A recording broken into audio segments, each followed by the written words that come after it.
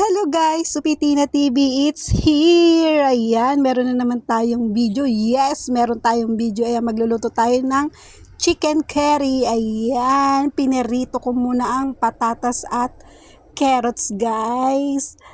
Try nyo rin to guys, na ipiprito yung patatas at carrots at napakasarap ng lasa pag magluluto kayo ng may mga sarsang lutuin. Doon sa pinagprituan natin, dyan na rin natin igisa ang ginger at ginger na nga, luya pa, 'di ba? Ginger at sibuyas at saka bawang. Gisa lang natin ng igisa hanggang mag golden brown siya at lumabas ang kanyang aroma.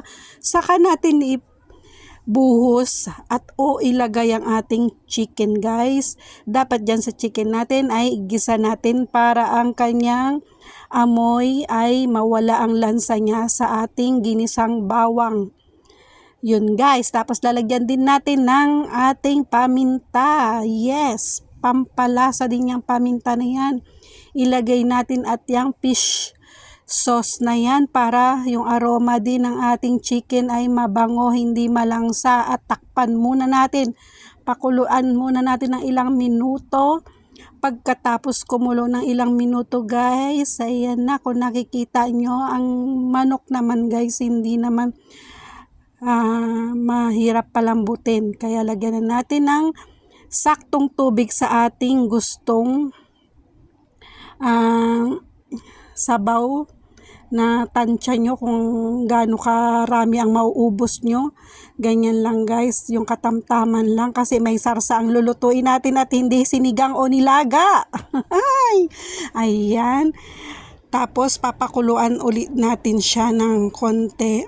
Ang ilalagay natin dyan ay curry paste guys. Marami yan dito sa Hong Kong. Kung nandito kayo, hindi mo na kailangan lagyan ng mga iba-ibang mga pampalasa kasi may lasa na yan. Ayan, lagay na natin ang pinirito nating carrot saka patatas. Tapos takpan muna natin at palambutin natin yung patatas guys. At mamaya lalagay natin ang pinapakita ko na curry paste.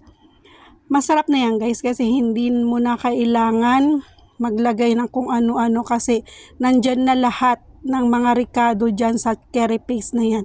At kung nakikita nyo yung sabaw, malabnaw, huwag kayong mag-alala guys. Mamaya pag nilagay natin yung curry paste na yan, magiging malapot na yan. Hintayin muna natin kumulo. Ayan, kumukulo na siya. Buksan natin uli. Ang manok naman ay madaling palambutin.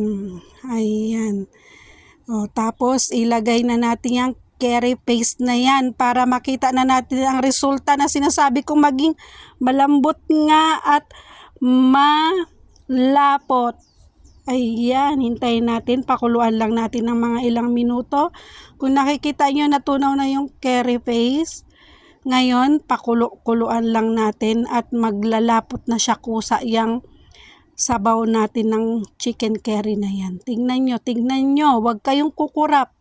Tingnan nyo ha. O diba? Habang kumukulo, lalong palapot ng palapot ang sabaw guys. Ayan na siya. Haluin lang natin ng haluin kung gusto nyo rin ng ganito. Try nyo rin to guys. Ayan, tiyanan! Malapot ng ating curry paste. Wala akong mga ibang minilagay na sangkap dyan, kung hindi yung curry paste lang natin. O diba, napakasarap niyan guys. Try nyo rin guys at magugustuhan din yan ng mga kasama nyo sa bahay. Napakalasa at ang lapot ng sabaw niya. Kung wala naman kayong curry paste, pwede rin curry powder. Basta makaano kayo ng pangpa chicken curry. Ayun. O diba, napakalapot na ng sabaw niya guys. Ayan, kung nakikita nyo. Try nyo rin to sa inyong bahay at mag-subscribe na kayo guys sa aking channel at like nyo na rin tong video na to. Bye-bye! Supitina TV, it's